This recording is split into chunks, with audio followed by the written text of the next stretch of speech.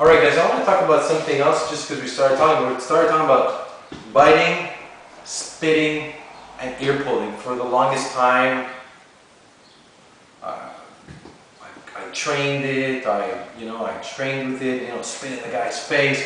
Again, you can't spit, not in the middle of a fight because adrenaline kicks in, the mouth was completely dry.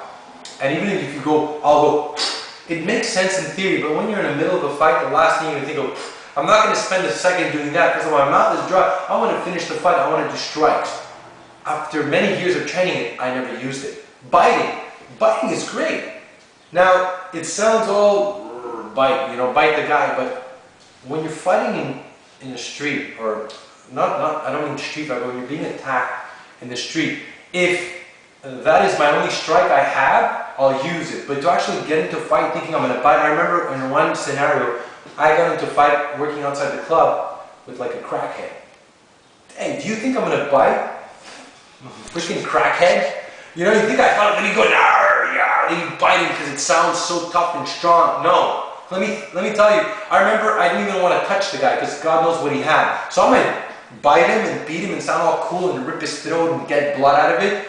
But it'd be great when you go to the doctor after you find out you got some freaking disease. Right? So biting again, you can growl, which means I'll put my mouth and growl, but to actually go and bite, and again, it's hard to say don't bite but don't hit skin because you're under adrenaline. It's very hard to be able to control the amount of power that you're going to use in a fight. Say, I'm going to bite, but I won't do blood. No, you're going to bite, you're going to bite. Right? Ear pulling. Everybody teaches it. It sounds great. Pull the guy's ear, rip it off, It's such a small target to fight. And when you're fighting with such a speed, which lasts a few seconds, when I'm here, I'm like, you think I even found an ear? No. Is your sense, you can train it. I don't think it's possible. Why? Because I trained it for many, many years. And in 10 years working in the clubs, I was put in many situations.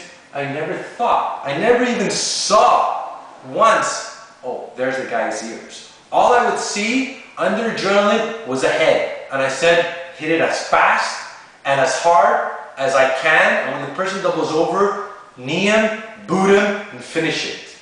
Seconds. So I only saw, boom. That's why a principle I like to use is aim big, hit big. Use your biggest targets, biggest weapons, and hit the biggest target and cause as much trauma to the head as possible. The rest, again, you can try training it. Again, there's certain stuff that you'll be able to do in training because you're not under adrenaline. The person's not actually fighting back on 100%.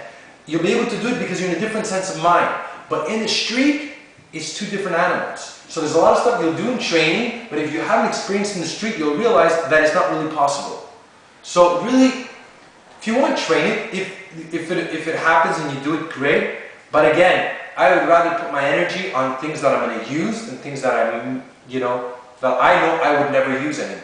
So again, it's you that has to make that last decision, okay?